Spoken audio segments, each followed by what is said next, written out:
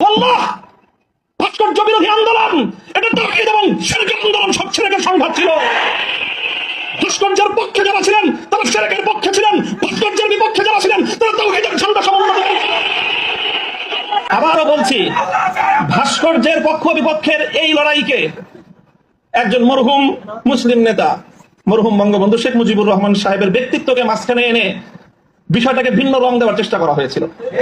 আমরা তখনও বলেছি, আজও বলি, ভবিষ্যতেও বলবো, ভাস্কর্য এটা বঙ্গবন্ধু শেখ মুজিবুর রহমান সাহেবের না শহীদ প্রেসিডেন্ট জিয়াউর রহমান সাহেবের, সেটার আমরা কোনো পার্থক্য করি নাই।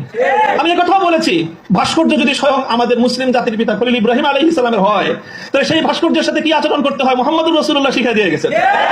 আল্লাহ রাসূল সাল্লাল্লাহু আলাইহি ওয়াসাল্লাম মক্কা বিজয়ের দিন বাইতুল্লাহ থেকে যেই মূর্তিগুলো বের করেছিলেন, যেই ভাস্কর্যগুলো বের করেছিলেন, তার মধ্যে তো একটা ছিল ইব্রাহিম আলাইহিস সালামের মূর্তি। কি বলেছিলেন? কাতালাহুমুল্লাহ, আল্লাহ পাক এই মক্কাবাসীদেরকে ধ্বংস করুক, তারা খলিল ইব্রাহিম আলাইহিস সালামের মূর্তি